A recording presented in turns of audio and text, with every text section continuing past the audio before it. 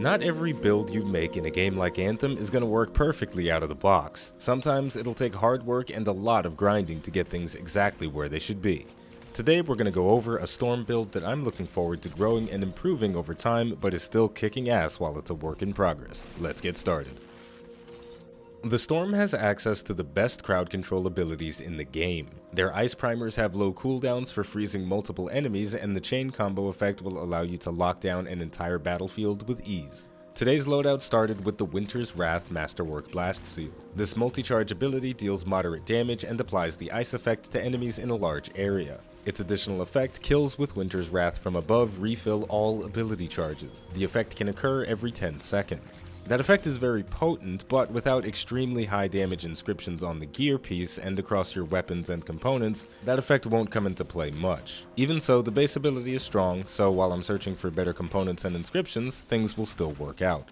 Now, whenever I use a crowd control build for the Storm, I like to beef up my weapons. So the next piece of this build is the Gunslinger's Mark Masterwork component.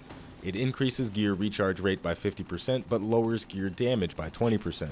Its additional effect increases all weak point damage by 60% while hovering. This applies to guns and abilities. Winter's Wrath can't hit weak points, but the focus seal I'm using for this build can, and will be using it for that reason. Black Ice is the Masterwork version of Glacial Spear. After a brief charging period, you send out a focused beam of ice that damages a single target 3 times.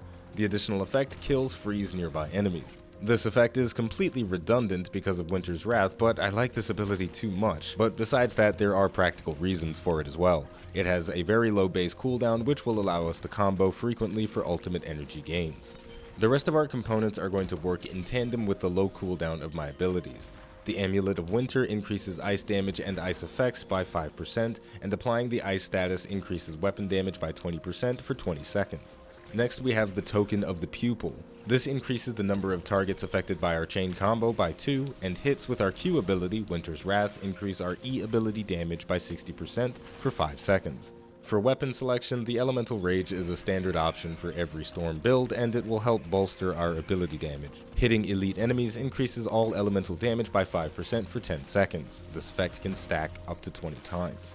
My second weapon should be an Avenging Herald, but I don't have a good one, so I'll be using the Renewed Courage light machine gun instead. Reloading reduces recoil, and this buff can stack twice. Our final 3 components are a bit preferential. Emergency Power increases our ultimate damage by 30%, and when critically wounded, our ultimate is automatically filled.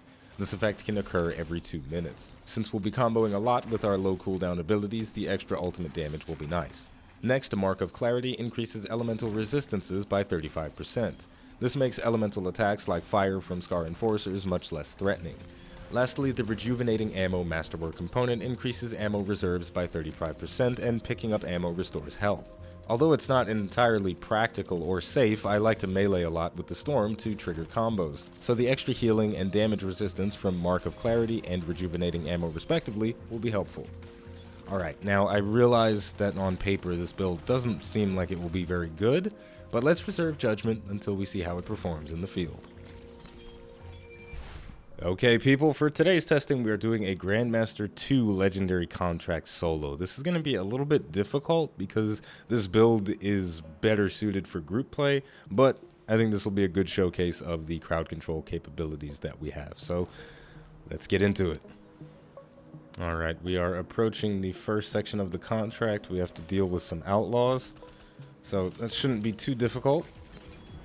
But as you can see, our damage is very limited, right? Even this little lowly red bar basic ass bitch outlaw is gonna give us some struggles, but we have the ability to keep large groups of enemies frozen and under control, so that's what we're gonna try to do as much as possible. Just keep the low tier enemies locked down and frozen, and then once all the low tier enemies are dealt with, we will move in for the kill on the big boys. I'm just going to keep avoiding that enemy Storm until I've cleared out the majority of the lesser enemies.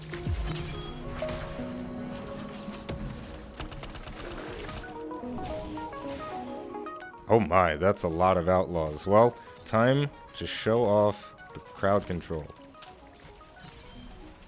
And there we go, the entire battlefield has been frozen. I can go in and I can combo each of these guys one by one. I do have my ultimate, so I'm going to go ahead and use it because we've got a nice big grouping of enemies, and these enemy storms are just dodging out of the way of my attacks. That's unfortunate. Didn't get the kill on that guy. I'm just going to leave him for now because there's not all that much I can do. Get another combo over there. Move out the way. I'm being targeted by a lot of different things. Let's try and freeze those guys up before they shoot me. Took a little bit too much damage there, but the emergency power is going to give me my ultimate again. These enemy storms, they kind of got to go. They're the ones causing me the most grief, and I don't have any really reliable ways to deal with them because of the low damage of this build. Let's try and take this guy out before he goes back into his shield. Not going to happen. It's fine. So something to always keep in mind, depending on the character that you're playing, you don't always want to be thirsty with your combos. And what I mean by that is it is not always beneficial for me to be the detonator. Like right now, the Colossus, that's all him. That's his job. He needs to smash them and smash them right. So I'm going to allow him to do that. I will still freeze some enemies so they don't shoot at him, but I'm going to let him do the detonation because there are big groups here and he needs to be the one to clear them out. Because if I detonate it, it's almost a waste if I go in for a detonation while there are so many enemies for him to smash. Now let's get rid of the shield. Oh, never mind, the Ranger's going to do that with his ultimate.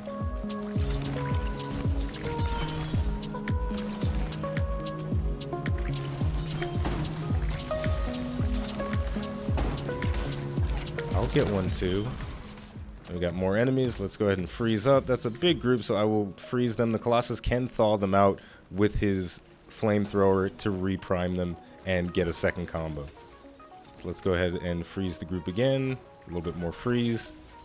That combo I can detonate. I'll be a little bit thirsty here. Why not? Oh, now we've got a... We can ultimate these guys. That's a nice big grouping. Wham, bam, and thank you, ma'am. Who gets the last one? I think everybody's pretty much dead. Well, it's okay.